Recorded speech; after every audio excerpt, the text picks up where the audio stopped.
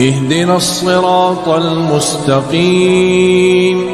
السلام عليكم ورحمة الله وبركاته. الحمد لله رب العالمين، نحمده ونستعينه ونستغفره ونعوذ بالله من شرور أنفسنا ومن سيئات أعمالنا. من يهد الله فلا مضل له ومن يضلل فلا هادي له. أشهد أن لا إله إلا الله وأشهد أن محمدا عبده ورسوله لا نبي بعده. Kita insyaallah akan meneruskan upaya-upaya Allah dalam rangka mensugesti.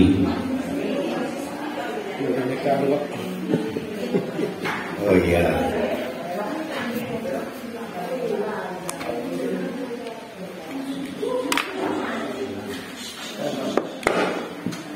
dalam rangka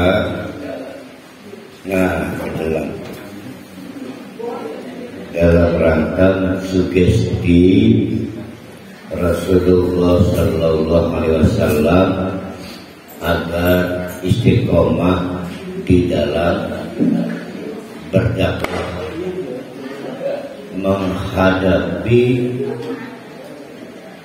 kaum musyrikin Mekah dengan perbandingan nabi-nabi sebelum beliau.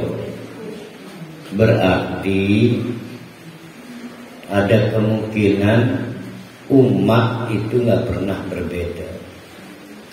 Yang dihadapi Nabi Musa, apa bedanya sih dengan yang dihadapi Nabi Muhammad? Termasuk yang kemarin hari Sabtu kita kaji, yaitu Nabi apa kemarin? Nuh. Apa bedanya dengan kaum Mekah yang dihadapi Nabi Muhammad? Ya. Sampai di titik mangsa akhirnya kaum Nabi Nuh diazab oleh Allah. Bahkan ada tragedi di situ.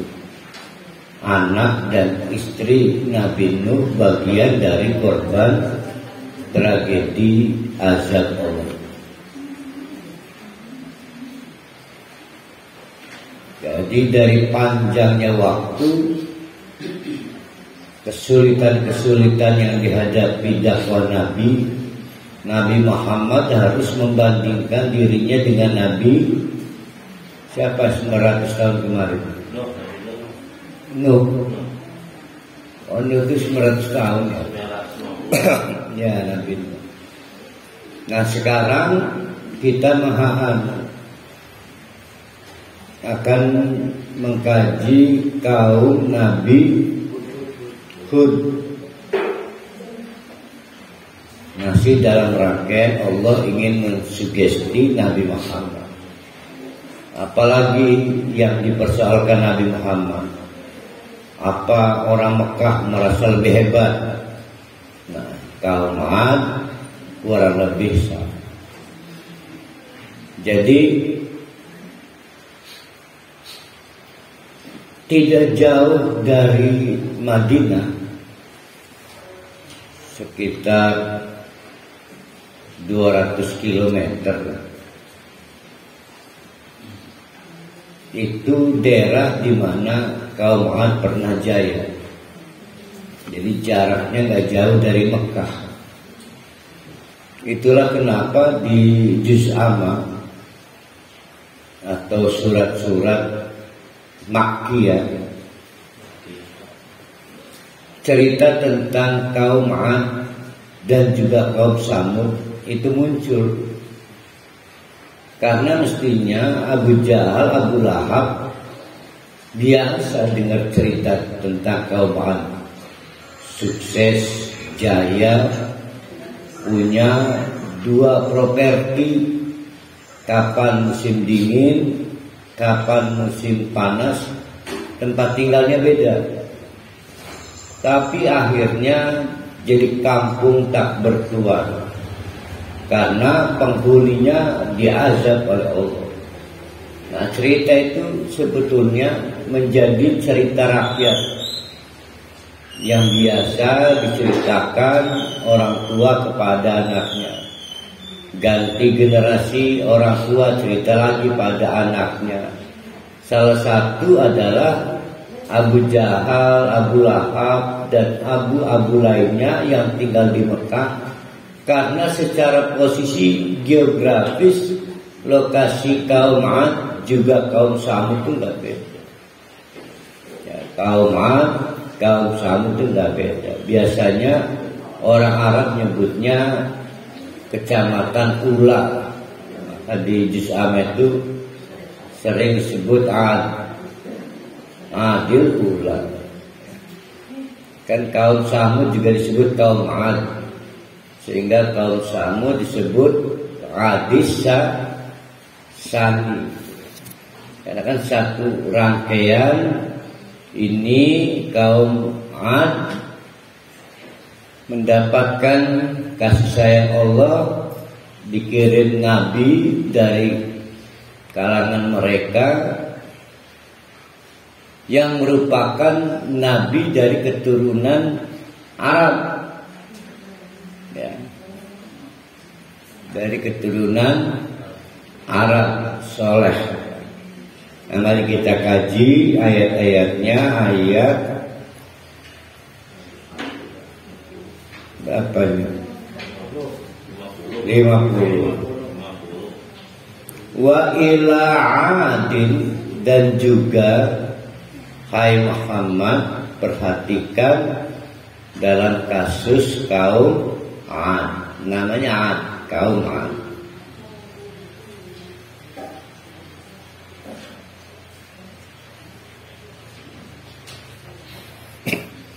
Akhahum Hudan, maka Allah juga mengutus bukan orang lain, tapi masih tali temali baraya keluarga besar, seorang nabi dari kalangan mereka, namanya Hudan. Hud. Materi dakwahnya juga enggak berubah, sama dengan nabi-nabi sebelumnya. Ini materi pokok. Qala, maka Nabi Hud itu memberi nasihat setelah dilihat kemusyrikan merajalela. Ya qaumi, wahai dulur, Ubudullah, sembahlah Allah, karena malakum min ilahin, tidak ada yang layak mendapatkan persembahan ghairuhu, selain Allah. In antum illa muftar, kalau kamu ngotot tidak mau meninggalkan praktek-praktek yang sekarang mereka biasa lakukan, maka antum muftar, yang kamu selenggarakan agama palsu, iftira, agama palsu. Aslinya agama itu bahwa Allah itu sangat dekat, ya, Allah itu sangat dekat. Di Al-Quran digambarkan saking dekatnya, kalau mau, kalau Pak Rohali Orang di pegawai gelem ngukur jarak Allah dengan badan berkali, maka lebih dekat dari urat leher sendiri. Lamun kauran harus ngukur. Hati-hati kalau nggak percaya pasti ngukur. Nah ngukurnya saja menunjukkan nggak percaya. Oleh karena itu sangat dekat, karena sangat dekat maka yang asli agama itu tidak memerlukan konektor, penghubung.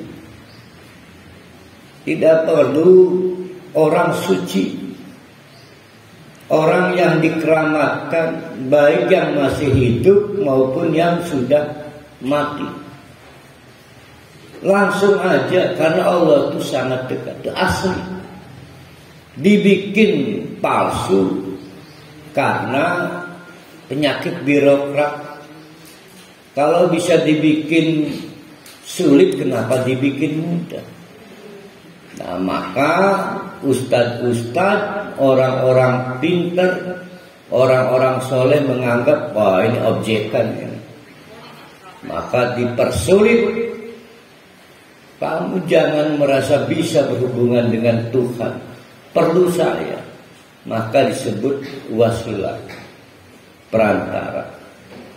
Nah dari situ tuh mulai berkembang, ada berhala. Ketika kita menganggap ada orang suci, ada seseorang yang memang mendekati Tuhan, mendekati Allah, karena dia yang berhubungan dengan Allah. Wah, saya kalau nggak lewat Ustaz Rohali nggak bisa apa-apa. Nah itu udah timbul kemusyrikan. Tidak timbul kemusyrikan. Karena akhirnya bukan hanya Allah di pikiran kita yang bisa potensial mendatangkan manfaat dan madarat. Ustadz penghubungnya dia juga potensial. Ya. Dahulu mungkin juga sekarang banyak orang takut ke ustadz, takut kuala. Ya. Ke kiai, ke aduh bahaya. Begitu juga tradisi-tradisi tertentu.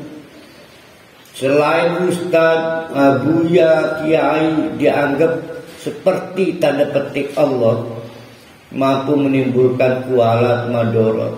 Dipercaya juga ninik mama, ibu batul, gak tinggi kualat itu. Jadi banyak pesaing Allah itu banyak yang ya memang gak sama dengan Allah tapi bahaya. Sehingga mereka adalah bagian-bagian penting menuju Allah. Ya. Kadang lebih fatal lagi pilihan. Mendingan sesanji Allah tuh sesanji orang tua gitu. Merasa sudah cukup ketika kita sesanji nih orang tua nih Allah. Nah itu namanya iftira, agama palsu. Yang dilakukan oleh kaum 'Ad seperti itu. Jadi satu sisi nanti mereka mengerti maksud kaum, maksud Nabi siapa ini? Nabi Hud ya. Mengerti maksud Nabi Hud, tapi pengalaman kehidupan mereka menempatkan mereka tidak punya keberanian apabila meninggalkan perantara, wasilah, agen-agen, tokoh-tokoh, orang-orang yang dianggap bisa menimbulkan manfaat maupun madorot, apalagi kualat.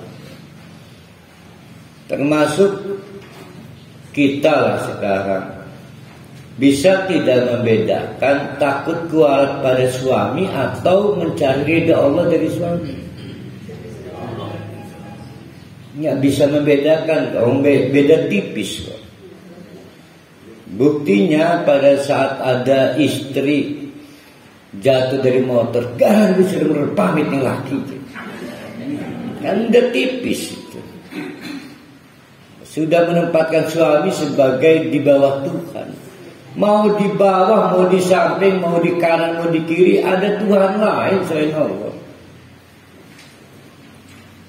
Sama tetap yang tertinggi adalah Tuhan Allah. Iya, dia di bawahnya.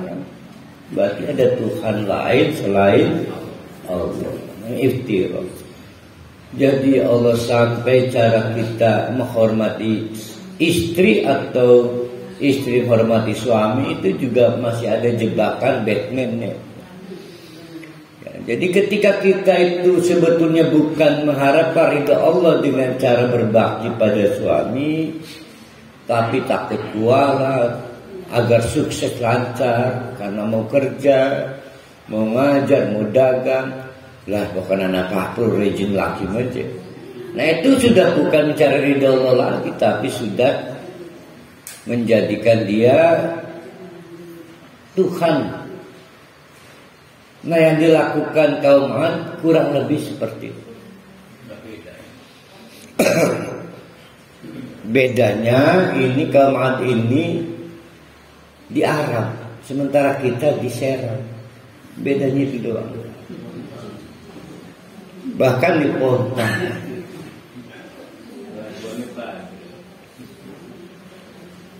In antum illa muftar. Kalau kamu tidak tinggalkan praktek-praktek yang kamu bilang tradisi itu, maka kamu dihukumi muftar, iftira, agama palsu.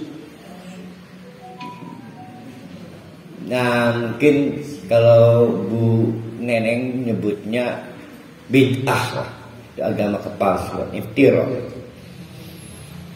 Ya qaumi, hei kaum, jangan punya pikiran saya modus mencari harta. La as'alukum, karena saya tidak pamrih kepada kalian alaihi, terhadap apapun yang saya lakukan dalam berdakwah, ajrun, hanya untuk sekedar mencari upah. Ya.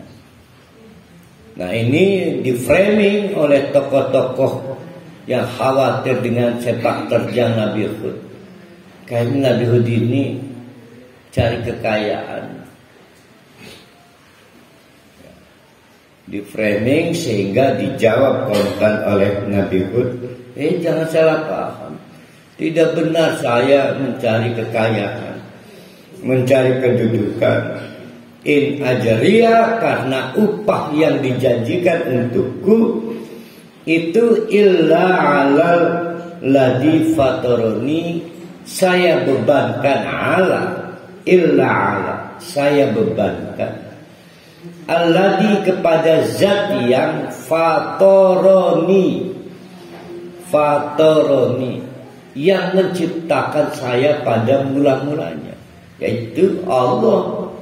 Sedangkan yang dianggap Tuhan oleh kaum Ad itu tidak punya jasa fatoroni, tidak punya. Ya. Yang menciptakan manusia dari sebelum ada siapa? Kan Allah. Dari sebelum ada ibu dan ayah itu berhubungan biologis. Kalau sekarang mah bisa aja berdebat iki gara-gara abah ibu punya sperma besar telur. Nah yang menciptakan sebelum ada abah ibu, mama papa, berarti kan Nabi Adam dari tanah. Nah kan Allah. Nah itu namanya fatoroni. Nah sedangkan selain itu tidak punya kemampuan. Mau patung orang suci atau orang meninggal yang dianggap suci atau dikeramatkan. Afala takilun, coba kalian pikirkan itu. yang kamu sebut dengan Tuhan itu punya kemampuan fatorullah. Nah, saya hanya minta janji upah dari zat Allah yang fator. Yang lain enggak punya, hanya opini doang. Katanya, wah ini bisa mempengaruhi karena dia punya kekuatan menggerakkan angin, mendatangkan hujan, ada patung, ada macam-macam. Dinasihati lagi oleh Nabi Hud, wa ya qaumi, hai kaumku. Udahlah, diakhiri itu praktek kamu bilang atas nama adat, tradisi, stabilitas kehidupan demi masa depan. Udah itu keliru, istaghfiru. Udahlah, minta ampun pada Allah. Siapa yang masih ingat, kita pernah bertemu ayat yang mengumpulkan dalam satu ayat ada istaghfiru wa atubu. Jadi berkumpul dalam satu ayat, ada istighfar, ada taubat. Nah, karena istighfar sendiri pengakuan merasa bersalah, bahwa yang saya lakukan salah. Deklarasi saya butuh diampuni, berarti menyatakan diri bersalah. Maka kata Nabi Hud, wa ya qaumi, hei kaumku, dalih apapun, mau atas nama tradisi, ini adalah wasiat dari orang tua, istaghfiru. Udah sih, kamu merasa salah aja sih, jangan merasa benar ya. Udah minta ampun pada Allah. Nggak ada argumentasinya. Istaghfiru. Kepada siapa? Rabbakum, kepada zat yang betul-betul eksis memelihara kalian. Nah, ketemu lagi tuh. Summa tubu ilaihi. Ketemu lagi. Kalau kamu sudah merasa bersalah, buktikan bahwa kamu minta ampunan pada Allah itu dengan bertaubat. Buktikan. Tinggalkan itu praktek-praktek kemusyrikan. Kalau memang masih ada bekas-bekas patungnya, hancurkan itu patungnya. Kalau bentuknya foto, lukisan yang disembah, foto-foto orang yang kita keramatkan, robek, bakar itu. Ya, dengan dalih apapun. Saya tidak sengaja berkunjung ke suatu rumah makan.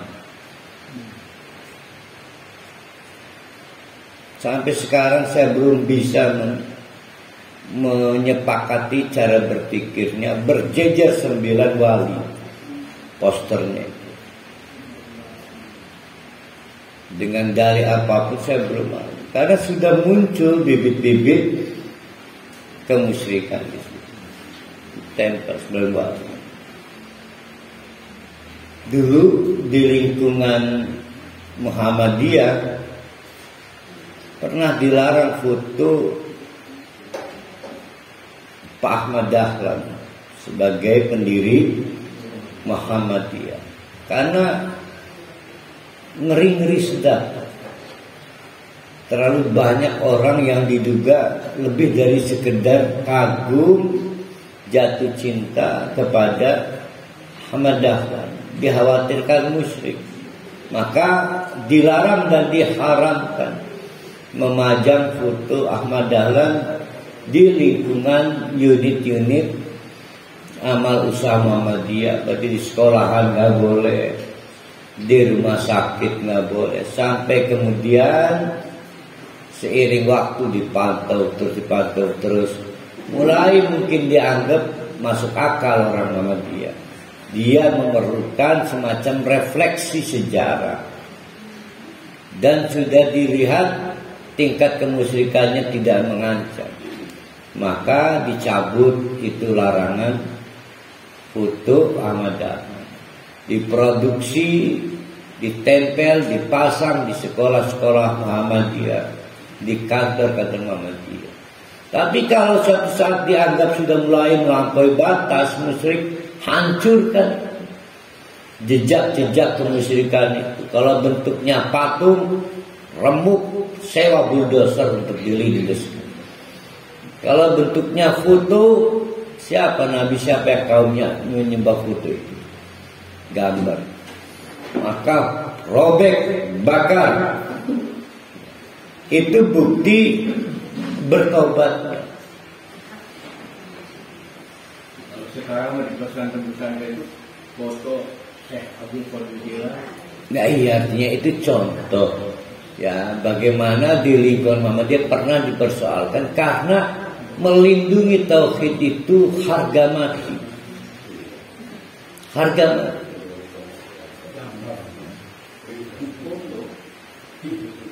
Nah, pengalaman saya ke rumah makan itu sempat saya tanya, ada penjelasannya. Saya iya aja. Tapi sejujurnya sampai sekarang detik ini saya belum menemukan benarnya. Pentingnya meletakkan 9 wali di rumah makan.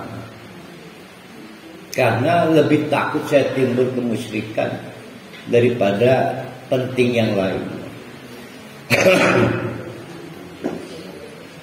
Summa tubu ilaihi, setelah menyatakan diri ya saya akui konyol saya menyembah selain Allah itu konyol. Buktikan dengan bertaubat. Tubu ilaihi yursilis sama alaikum midrara. Nah ini ayat berapa kita ini? 52 ini sering dipahami dan ini rada kurang enak karena diiming-imingi kalau kita tobat dikasih upah kebaikan dunia. Kamu mau nih masakat dari surga, kamu asali akeh utang ya berkurang dan hilang utangnya. Kalau biasanya banyak penyakit tak berkesudahan, maka penyakit itu seiring waktu berkurang kalau bertobat. Nah ini ayatnya. Kata Allah istighfar, nyatakan bersalah melalui Nabi Hud ya. Nabi Hud memberi nasihat kepada umatnya. Udah sih ngaku salah. Habis itu taubat, hancurkan itu instrumen alat-alat bantu timbulnya kemusyrikan. Itu bukti taubat kamu. Maka yursilis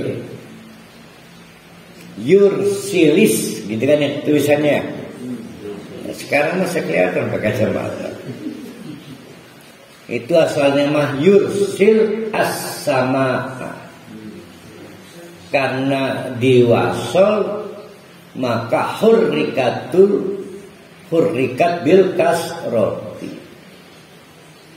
Maka harokat sukun pada lam tanya kan yursil. Maka kalau mau diwasol dengan cara dihidupkan, diberi harokat kasroh menjadi yursilis sama.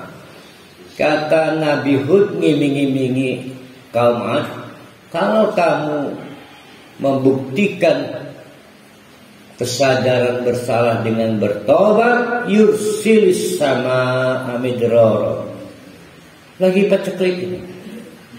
Lama hujan gak turun, di tengah sistem produksi terhambat oleh hujan yang belum juga turun. Mana tobat? Nanti kalau kamu tobat hujan turun. Yursilis sama midroro. Nanti dikirim hujan. Tentu terserah problemnya apa. Apa problemnya? Lagi sakit-sakitan. Ayo tobat.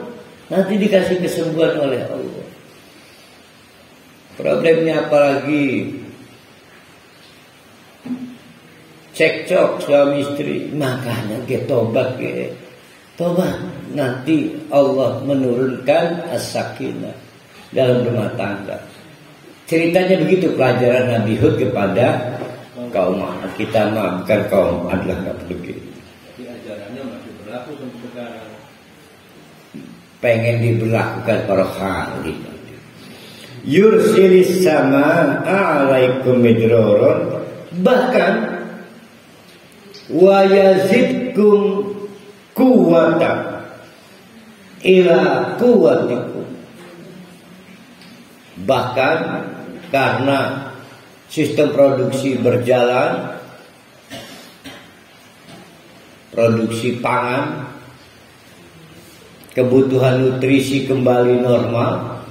Sudah sebelumnya fisiknya gede-gede, tinggi-tinggi, kekar-kekar, karena normal sistem produksi pangannya, maka wa yazidkum kuwatan ila kuwatikum. Kalian nanti secara fisik bertambah kuat lagi, bertambah kuat lagi.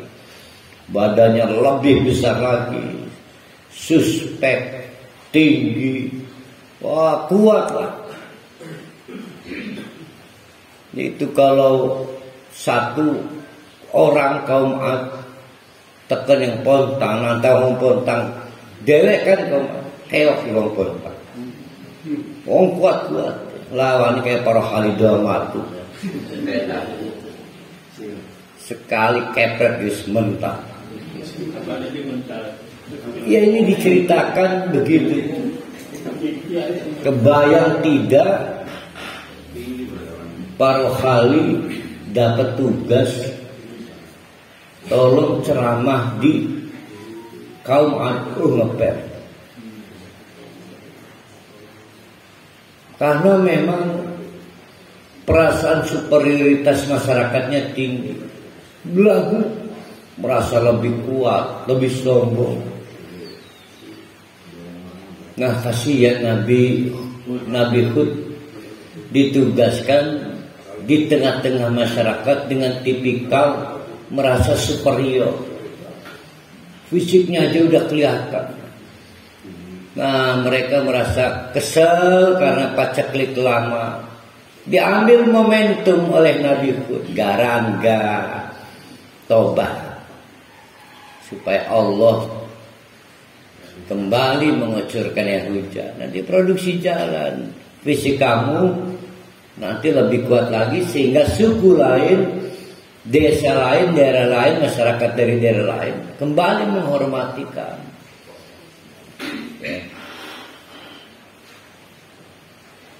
Rupanya dipakai sampai sekarang. Ustaz-ustaz kalau nasihatin para hali garangga tobat dan warungnya rame. Rupanya Barangnya sholat duha, warungnya rame. ini ngetobat juga. Wala tatawallahu mujrimin, dan kalau sudah dapat normal, ekonomi normal, ingat-ingat ya, kamu kan udah tobat. Wala tatawallahu mujrimin, jangan kumat ya. Sebab kalau kumat ini urusan berabe. Kumat itu ke penyakit lain. Ya kumat musyrik lagi. Mereka mau bertobat mengakhiri kemusyrikan karena apa sebetulnya? Ayo, karena apa itu? Karena miskin, kesulitan ekonomi, atau karena menyadari kemusyrikan? Karena miskin. Ini karena ekonomi kan. Maka kata Nabi Hud, wala tatawalau mujrimin. Ayo, jangan coba-coba kembali musyrikan, nanti jatuh lagi ekonomi kan. Jadi jangan dipakai nasihat ini. Ini nasihat untuk orang-orang yang memang lagi dibimbing. Ya, dibimbinglah para halimah, nasihat begini enggak pantas kan. Maka segala hal yang dinasihatkan Nabi Hud kepada kaum Ad itu direspon, ya Hudu, wahai Nabi Hud. Ingat ini wahai Nabi Hud ya, bukan Yahudi, bukan. Ya Hudu, wahai Nabi Hud.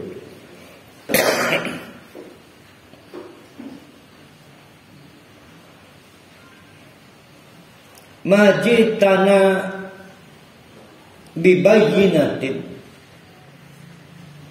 si mau tak rumah akan ngecoprak bayi Nabi Hud iki. Apa yang bisa memaksa kami percaya omongan, sedangkan engkau tidak datang bibayinatin, dengan bukti nyata.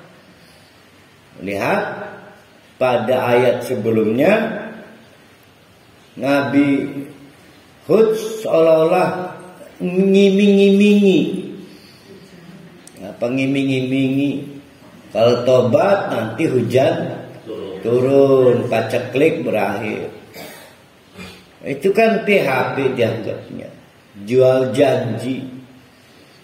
Ya, calon-calon presiden itu jual janji.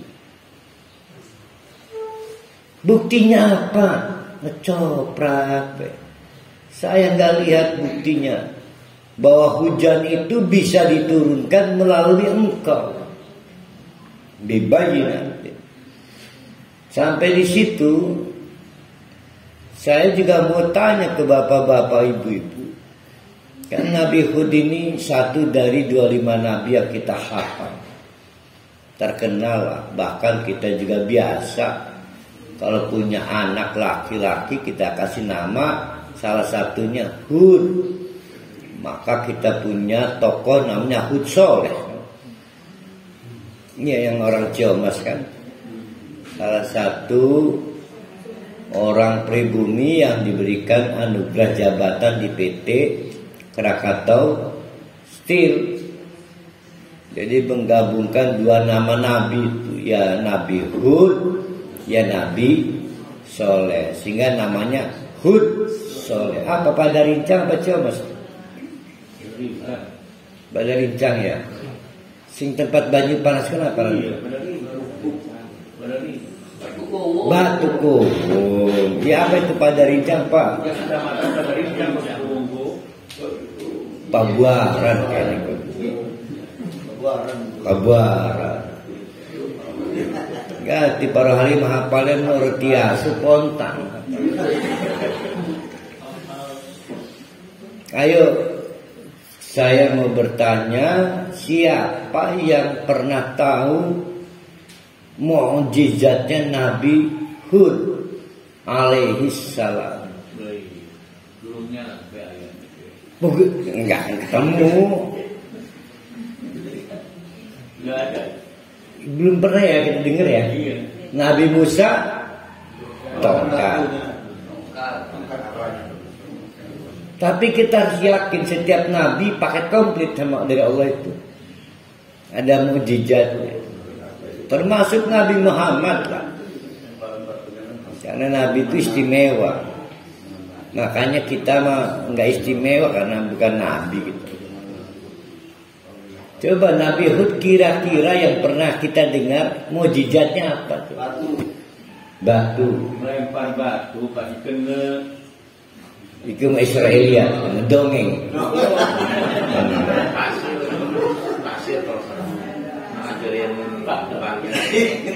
Pasir. Israelia juga dongeng. Dongeng.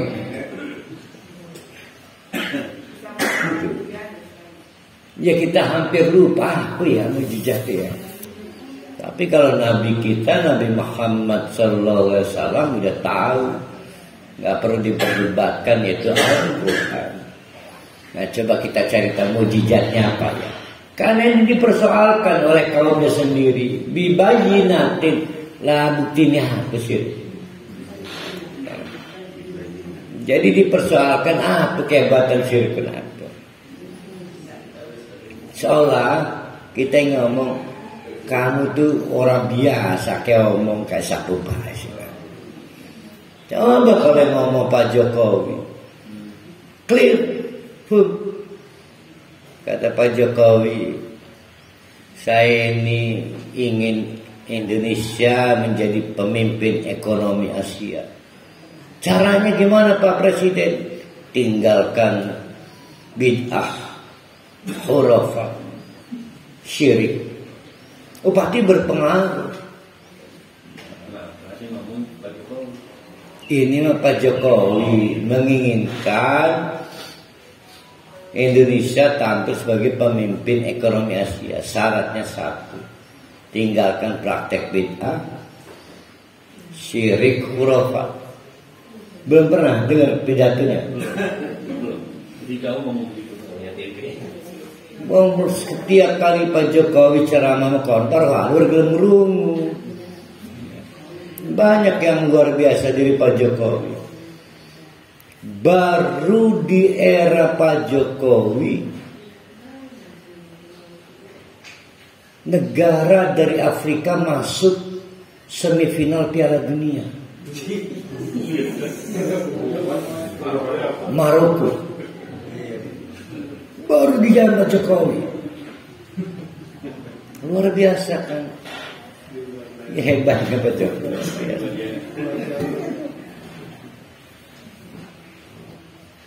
Wa ma nahnu bitariki ilahatina, mual bakal kami putus hubungan dengan Tuhan-Tuhan palsu kami. Ankaulika, hanya karena sebab ceramah-ceramah kami. Jadi harga mati kami selama ini membangun kehidupan bersama Tuhan-Tuhan yang itu. Jadi mal bakal kami tinggalkan. Takut kualat. Wa ma nahnu laka bimu'minin. Oleh karena itu kami nih rakyat Ad, penduduk Ad menyatakan ma nahnu laka bimu'minin, menolak percaya kepada Nabi Hud, menolak percaya. Alhamdulillah beriotan. Alhamdulillah beriotan.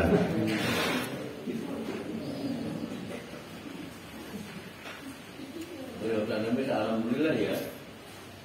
Iya kan saya nggak ngomong makan beriotan. Innaqulu illa taraka ba'du ilahatina bisu.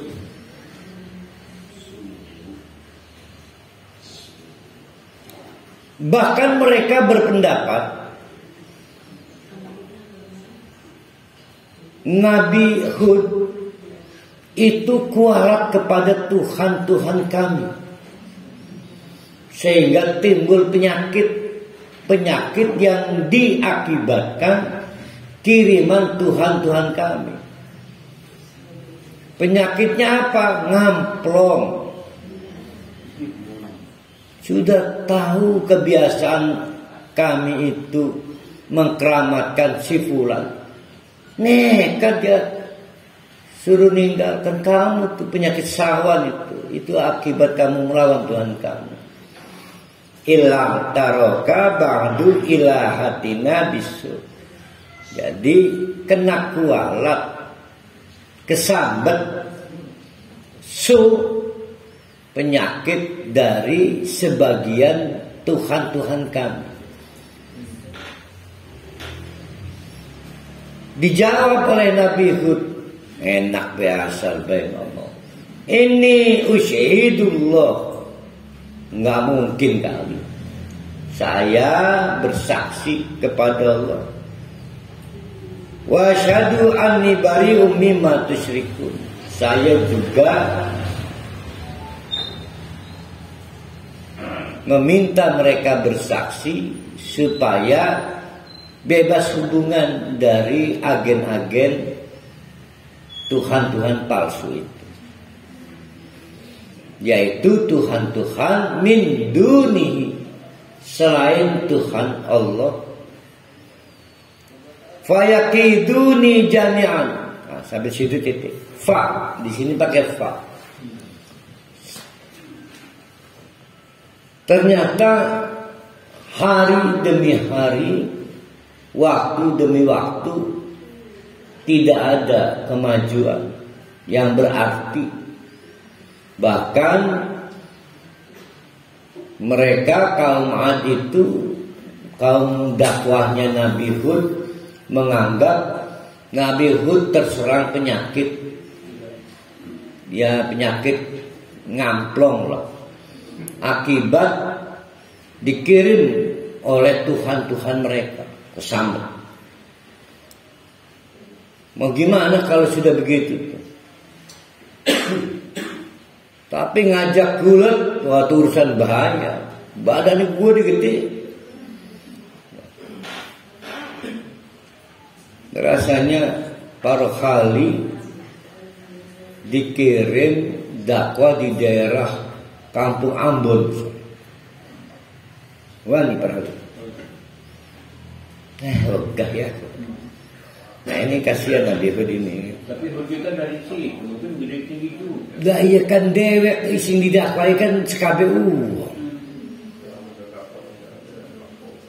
Ini kan minoritas lawan mayoritas.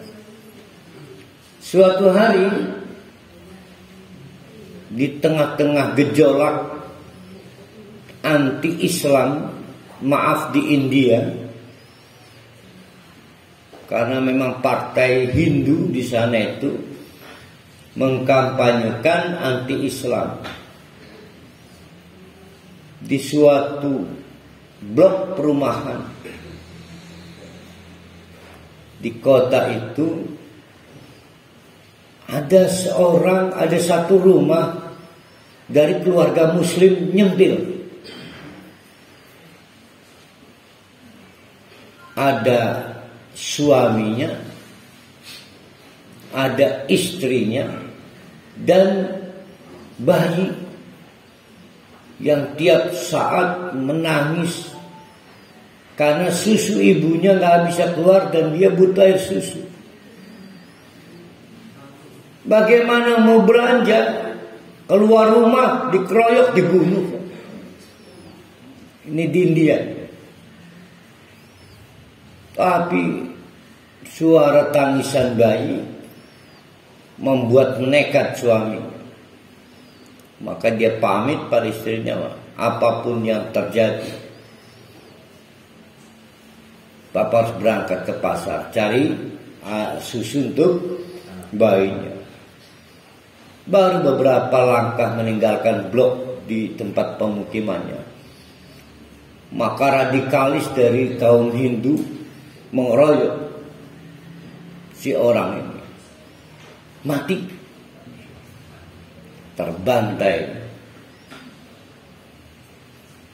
Perdana Menteri mengumumkan bahwa si suami malang dari keluarga Muslim itu meninggal karena kemiskinannya. Jadi meninggal karena kemiskinannya. Itu karena miskin apa karena Muslim? Karena miskin apa karena Muslim? Andai kata dia nggak miskin di tengah-tengah identitas Islamfobia itu, pasti dia bertahan di rumah karena logistik ada. Tapi karena kemiskinan, bahan baku untuk bertahan hidup nggak cukup, maka ya akhirnya keluar. Jadi kadang-kadang memang minoritas itu harus bertahan dalam rumah. Tapi kalau menantang mayoritas ya terbunuh. Adi Armando akhirnya dikeroyok juga. Yang salah apakah mayoritas? Bukan. Adi Armando di tempat yang salah. Nah, Nabi Hud juga hampir bisa dikategorikan di tempat yang keliru, menantang mayoritas. Tapi beda Adi Armando, beda Nabi Hud. Adi Armando bisa memutuskan wanure, nekat dia. Nabi Hud mah nggak punya pilihan, orang disuruh Allah. Kata Allah, Hud, omong begini. Kalau per hari pasti boleh nolak. Jangankan Nabi Hud, Eliezer aja nggak berani nolak perintah satu. Itu kan ada relasi kuasa. Min duni, Tuhan selain Allah. Maka fayakiduni jami'an summa la tungdiru. Oke, kalau kalian memang gati diature, tidak mau menggubris malah mempersoalkan saya, memframing saya, menganggap saya itu ngamplok kena penyakit kualat Tuhan-Tuhan kalian, maka fayakiduni jami'an. Fakiduni jami'an. Ayo buktikan rekayasa kalian pada saya. Ngajak gue kalian bulat ya. Lo jual gue beli deh. Nah tadi pertanyaan saya apa tadi tentang Nabi Hud? Nah itu jawabannya itu. Jadi para ulama tafsir berpendapat fakiduni itulah mukjizat Nabi Hud. Menghadapi masyarakat mayoritas yang waduh luar biasa itu. Jadi kalau ada Habib Rizik Syihab berani menantang penguasa sekarang, yang umumnya ustadz nggak berani, waktu saya aja nggak berani. Nah, itu berarti Habib Rizik Syihab diberi mukjizat oleh Allah. Apa mukjizat? Keberanian itu. Keberanian itu. Sama Nabi Hud, nggak masuk akal aja. Apa ya? Kalau kita bilang edan itu ya, bawa nyawa sia-sia ya. Tapi itulah mukjizat. Nah bedanya sekali lagi Nabi Hud dengan saya nggak bisa menolak. Tapi Nabi Hud kan nggak bisa menolak. Ini tugas Nabi, resikonya berat.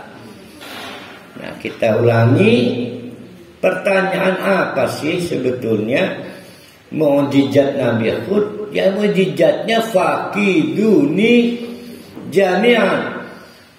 Kalau saya suruh tarung satu lawan satu, kabeh kampung saya.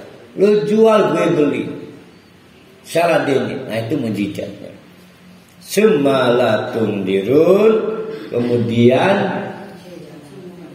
kalian tidak perlu menunda. Jadi ada lagu dangdutnya ini. Jangan pikir lama-lama, nanti diambil orang. Nebengen.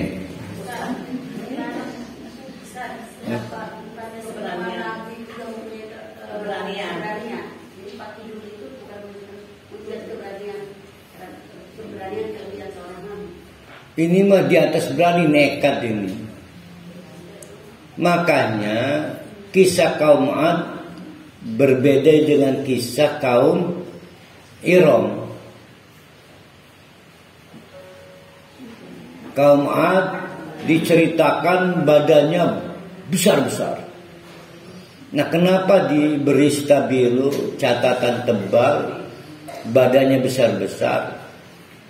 Karena ini harus dihadapi Nabi Hud. Besar. Nah kita para ustadz termasuk Pak Tata ketika menceritakan kaum Ad memang reseningnya orang-orang yang superioritas, yang punya apa ya, perasaan unggul. Sampai sekarang kalau ada pertanyaan, laju apa Nabi Hud dan ini mujizatnya nggak ketemu kan? Nah, mujizatnya fakidu, keberanian. Berarti hanya Nabi Hud yang berani. Keberanian secara fisik ya cuma Nabi Hud. Yang sifatnya duel lah. Lamun makanya kan lu jual gue beli itu. Ngajak kerja tak hati dulu. Nah betul. Padahal secara akal nggak masuk akal. Lah berapa kakak ininya yang menjadi masyarakat dakwah 700 misalnya. Dewek kan lawan pitung atas kan udah menyangka.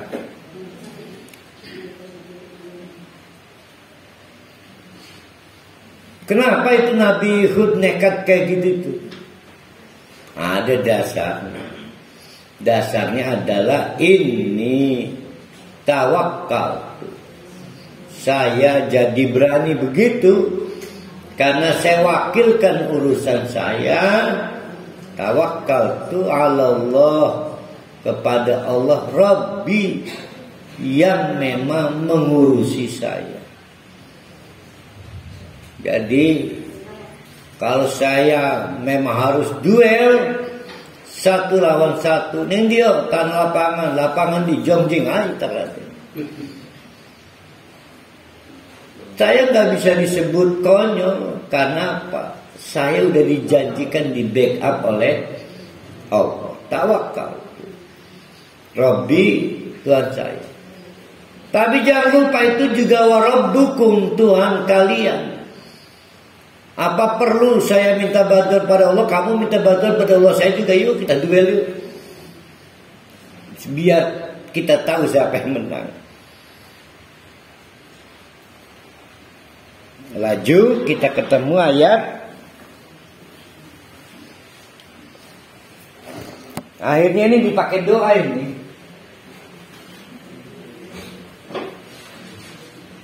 Begitu pedenya Nabi Hud,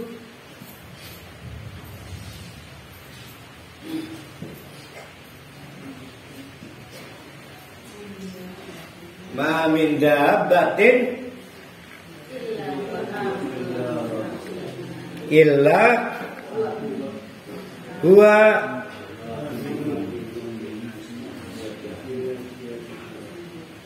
saya lupa doanya panjang ini, potongan doa ini panjang.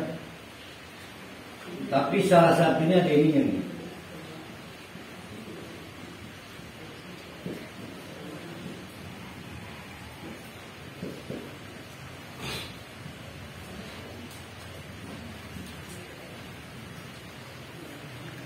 Saya tidak takut ngadepi siapa aja. Karena ma min dabbatin, tidak ada satu binatang pun yang ubun-ubunnya tidak dipegang Allah. Nah, ubun-ubunnya dicekeli.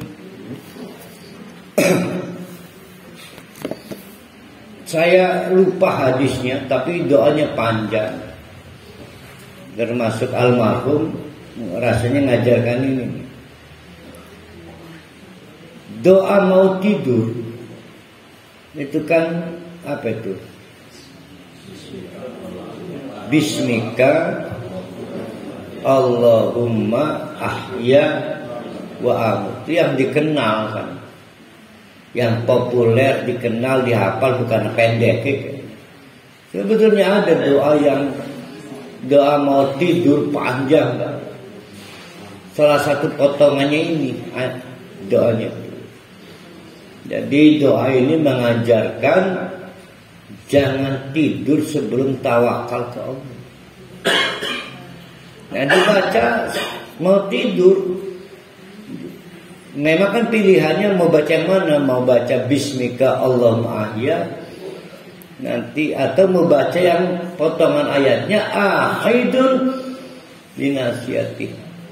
Nah saya lupa hadisnya karena doanya Daud panjang, yaitu doa mau tidur, tolong saya serahkan urusan pada Allah, hutang saya, penyakit saya, musuh saya, laut saya, banyak di situ tuh. Banyak dengan hadisnya sahih. Ditulis doa ini diwajib. Di situ dari kemalasan, dari apa, terus dari hutang, dari apa. Karena menurut kita dengan doa itu, apa sih yang tidak dikuasai Allah? Apa yang dikuasai Allah?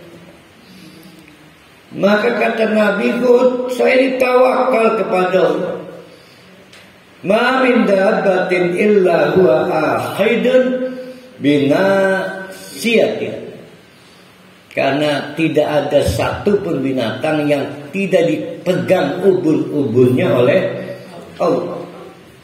Plus Tuhan yang kalian sembah itu Tuhan tersesat jalan.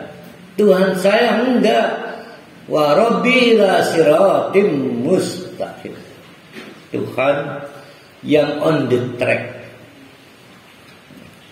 Jadi siapa yang paling benar Tuhannya? Tuhan siapa Tuhan kalian?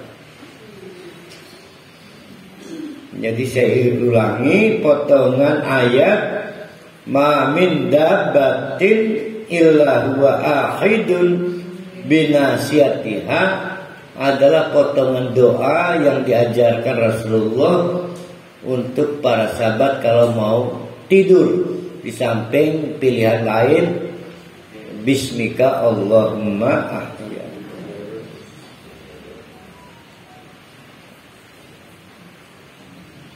Fa in tawallahu, kalau kalian tetap membangkang, seren ya, faqad ablagtukum, kan udah saya bilang.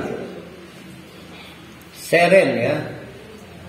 Ingat seren. Apa seren? Awak apa? Apa seren? Ya terserah. Terserah ya. Faqad ablagtukum, kan udah saya bilang. Udah saya sampaikan. Ma ursiltu bihi ilaikum, segala yang telah dirisalahkan oleh Allah kepadaku untuk kalian saya sampaikan. Wa yastakhlifu rabbi qauman ghairakum, plus serennya kalau kalian dihancurkan, dirumat, ganti umat. Wa yastakhlifu, sehingga Allah mempergilirkan kauman bairakum, kalian dengan kaum yang lain, berarti kan dihancurkan. Serennya. Jangan coba-coba punya pikiran wala tadarrunahu.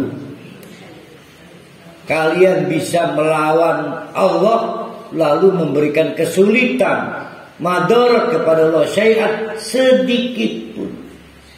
Ketika Allah sudah memutuskan, nggak bisa, kalian bisa berimprov, melawan, udah percuma. Kenapa? Karena inna, sesungguhnya Rabbi, Tuhanku itu ala kulli syai'in hafid. Hafid, menjaga sistem, mengontrol tanpa kenal lelah, tanpa kenal kantuk, ala kulli syai'in, atas segala sesuatu. Dia yang bikin paceklik dan dia bikin hujan. Dia yang mengizinkan suatu pasukan menang, suatu pasukan kalah. Dia mengizinkan suatu peluru tembus ke badan dan peluru yang sama tidak tembus ke badan. Sistem itu dikontrol, dijaga oleh Allah. Benar kejadian. Kaum Nabi Hud itu apa itu? Onta ya? Soleh. Itu kamu soleh ya? Apa bentuknya saya lupa azabnya itu. Oh iya, akhirnya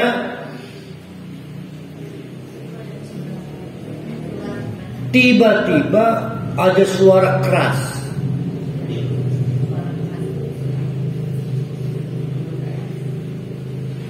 Seketika kepala nuncep ke tanah, lutut kedupruk nih lemah. Apa itu? Terhunjam ya, tersungkur. Nah, tiba-tiba tersungkur. Lamun wonge letoy enak tersungkur kilo buat deh. Kayak siapa itu pemain sinetron yang buat di badannya tersungkur mati.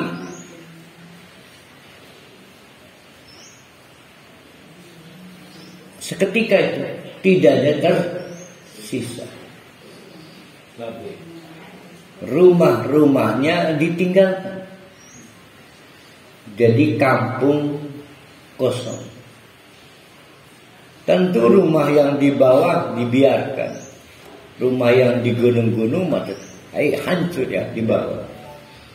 Tapi yang gunung-gunung makan tetap dapat dikunjungi sebagai situs untuk mengenang akibat yang dialami orang-orang yang melakukan tindakan musyrik kepada Allah. Maka diabadikan oleh Allah dalam ayat 57, walamma jaa amruna, akhirnya Allah memutuskan untuk mengazab kaum Ad, maka lebih dahulu najaina, kami evakuasi Hudan, Nabi Hud, walladzina amanu ma'ahu, juga pengikut-pengikutnya yang tidak seberapa banyak, birahmatin, karena rahmat Allah. Dulu karena Hud hebat, bukan karena pengikut Hud yang bersyahadat itu hebat. Dikerunyani Allah entah gimana caranya lah.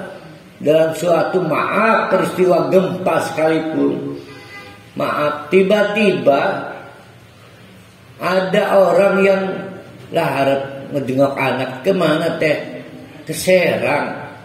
Gua mobil berangkat ke Serang. Baru nyampe puncak Ciawi Bogor, Cianjur, gempa. Tetangga-tetangganya pada mati. Dianya mah baru nyampe puncak. Nah, itu Allah birahmati. Bukan berarti hebat orang dia, kayak tahu dia mau ada gempa itu. Bukan, karena birahmatihi, karena dikerunyani Allah. Maka Nabi Hud, pengikut-pengikutnya dievakuasi dulu.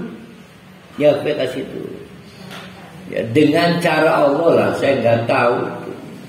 Apa datang malaikat Jibril, Hud, nggak berserang lama, insya Allah akan ada azab untuk kaum kamu. Cepat-cepat nyingkir. Wa najaynahum min adzabin ghalib. Ini semua dilakukan agar Nabi Hud dan teman-teman tidak menjadi korban tragedi azabun ghalid, azab yang sangat dahsyat. Di mana dengan azab itu dilaporkan kaum Ad tiba-tiba tersungkur, lututnya jatuh ke tanah, kepalanya juga mendadak menghujam tanah, mati seketika. Darah keluar dari hidung, dari telinga setelah suara yang memekik, minas suwa'i, nggak kuat menahan suaranya. Tapi mari kita objektif, ini orang gede badannya, sehat fisiknya, tiba-tiba kayak ayam, apa kan ayam apa? Lelentuk itu, nguyuh. Jadi kita harus melihat catatan tebal ini bicara tentang suatu masyarakat yang secara fisik istimewa. Dan Nabi kita, Nabi Hud dianggap nekat itu, nantang kan. Tapi no problem, gak ada masalah. Dan itu mukjizat Nabi Hud, berani menantang kaum yang kuat secara fisik. Kok bisa ya? Ini bukan sembarang berani, ini karena tawakal kepada Allah.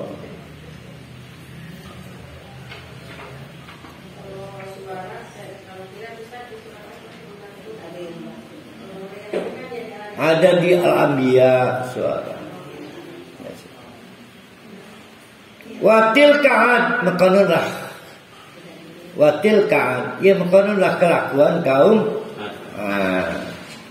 jahadu bi ayati rabbi. Mereka tinggalkan ayat-ayat dari Tuhan mereka. Tidak cukup itu. Nah, ini meninggalkan ayat dulu. Meninggalkan ayat, meninggalkan ustadz, meninggalkan pengajian, itu sama meninggalkan ayat. Menolak ayat, menolak nasihat, menolak uban. Dina uban, orang rumah setua masih kayak baca nombak, itu juga menolak ayat. Tolak uban.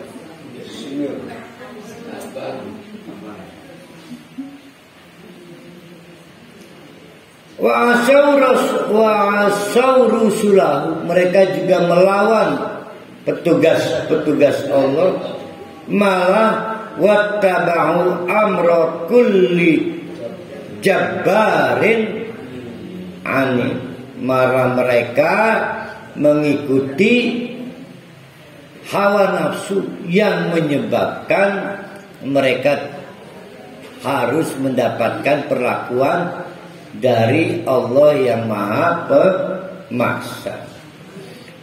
Wa utbi'u fi hadhihi dunya la'natan wa yaumal qiyamah. Orang-orang yang melakukan tindakan perlawanan kepada Nabi dan Rasul Allah itu pasti akan utbi'u, diikuti oleh depresi, baik di dunia yaumal qiyamah maupun pada hari kiamat. Kelihatannya senang, padahal pasti jauh sebelum mati sekalipun sudah tidak dibikin senang oleh Allah. Jadi hati-hati yang kemarin mengkriminalisasi ulama, kiai. Jangan dipikir enak, sebelum mati pasti dibikin susah oleh Allah. Lah ini janji Allah. Wa utbi'u fi hadhihi dunya la'natan, dilaknat oleh Allah, bukan nanti setelah kiamat, tapi fid dunya, pada waktu masih belum mati, dan juga setelah mati pada saat kiamat. Kok bisa? Ala itu karena inna adan kafaru rabbahu, kelakuan kaum Ad yang kafir kepada Tuhan mereka. Bukti kekafirannya apa? Menolak dakwah Nabi Hud, menolak meninggalkan nasihat, menolak menerima nasihat Nabi Hud. Akhirnya mereka dihantui oleh laknat yang bukan hanya mengikuti mereka setelah mati, tapi sebelum mereka mati pun sudah diikuti oleh laknat. Allah itu juga karena mereka itu, ingat-ingat, bodoh, jauh dari rahmat Allah. Li'adin, kaum Ad itu qaumi Hudin, kaumnya Nabi Hud. Nah, nanti setelah ayat ini ketemu Adil Ula. Karena kaum Samud kadang disebut juga kaum Ad, tapi Ad seri kedua, Ad bagian kedua. Karena Ad bagian pertama yang didakwai Nabi Hud itu hancur, punah, kecuali yang bersyahadat beriman menjadi pengikut Nabi Hud. Punah. Tersisa adalah jejak-jejak kejayaannya. Sekitar 200 km dari Madinah ke arah Tabuk.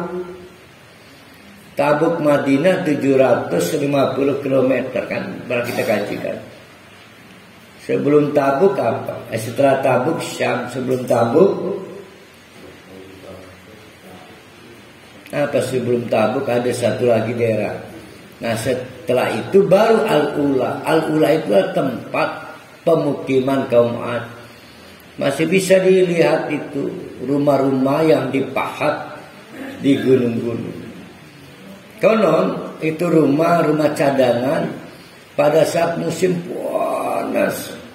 Nah, sementara AC nggak ada, kipas angin nggak ada, maka dengan cara membuat cecawakan di gunung-gunung batu. Karena kan batu itu kan punya pori-pori menahan air sebanyak mungkin, lembab kan. Maka pada saat musim panas mereka tinggal di cecawakan batu-batu itu, adem lembab gitu ya. Tapi kalau sudah mulai musim dingin, kembali lagi ke tenda-tenda yang ada di lapang-lapang. Itu udah hancur, tapi jejak-jejak itunya. Bukan hanya kaum Ad yang punya anugerah keterampilan membangun rumah dengan cara menggunakan gunung-gunung batu. Persia juga punya, tapi ini salah satunya kaum Ad.